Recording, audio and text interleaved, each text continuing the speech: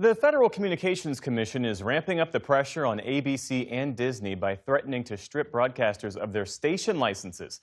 The FCC says the review of the licenses is tied to Disney's DEI initiatives, but it's widely seen as retaliation in the ongoing battle between President Trump and ABC and its late-night host Jimmy Kimmel. On his show last week, Kimmel parodied Saturday's White House Correspondents' Dinner in advance, delivering a mock roast which included this joke about the Trumps. And of course, our First Lady Melania is here. Look at Melania, so beautiful. Mrs. Trump, you have a glow like an expectant widow. Kimmel later said it was a joke about their age difference, but following the shooting at the dinner, the First Lady yesterday wrote a post on X criticizing Kimmel, saying he, quote, deepens the political sickness in America and that people like Kimmel shouldn't have the opportunity to enter our homes each evening to spread hate. That was echoed by the president, who said Disney should fire Kimmel, and then reiterated by Press Secretary Caroline Leavitt. Just 2 days prior to the shooting, ABC's late-night host Jimmy Kimmel disgustingly called First Lady Melania Trump an expectant widow. Who in their right minds says a wife would be glowing over the potential murder of her beloved husband? This kind of rhetoric about the president, the First Lady, and his supporters is completely deranged, and it's unbelievable that the American people are consuming it night after night after night. For his part, Kimmel said last night that this is all a matter of free speech. For more on all of this, we're joined now by CNN's chief media analyst, Brian Stelter, who's outside ABC's New York headquarters.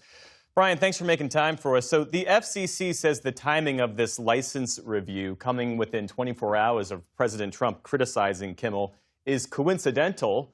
How credible is that claim given the sequence of events?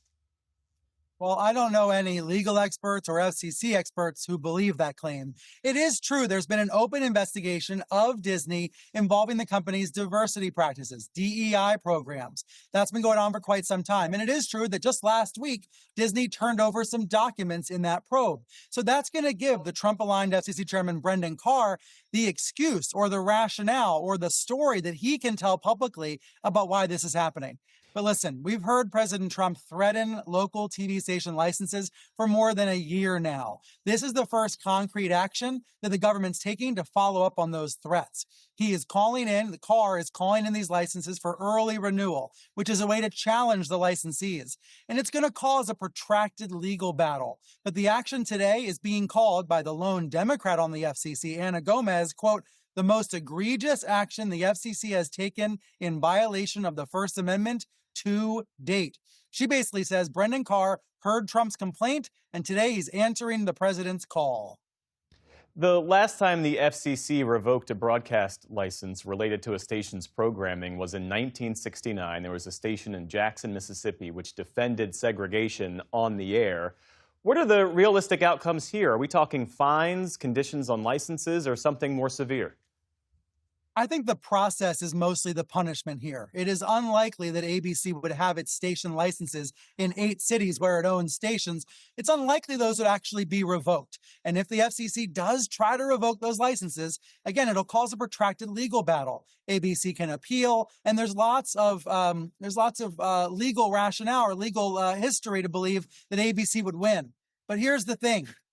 Disney would have to be willing to fight. That's the big question here. Will Disney fight it out in court? Now, today, the company came out with a statement that says it believes it's confident it will prevail, and it did cite the First Amendment. And my sources at Disney say they're willing to fight this First Amendment battle.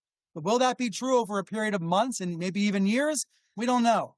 And by the way, this might not just be about Kimmel or about DEI programs for that matter.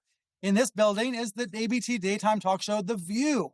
And FCC officials have also been scrutinizing The View over alleged equal time violations. So basically, if you're the head of Disney, you have government pressure from multiple directions right now.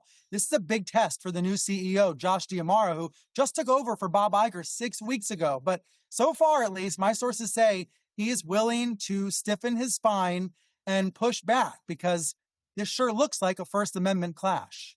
And how are other broadcasters watching all of this, Brian, based on your reporting? Well, right now, we're talking about a handful of big companies and, of course, PBS as well.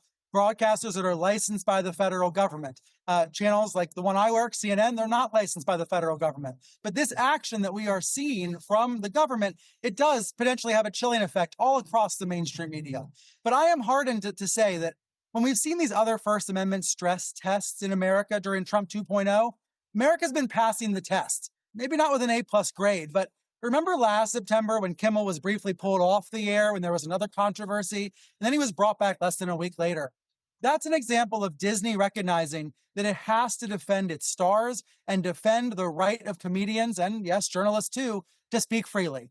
Normally, gosh, when we cover political leaders trying to silence a comedian, we're usually talking about authoritarian regimes. But right now it's happening here in America. CNN Chief Media Analyst Brian Stelter. Good to see you. Thanks for being with us.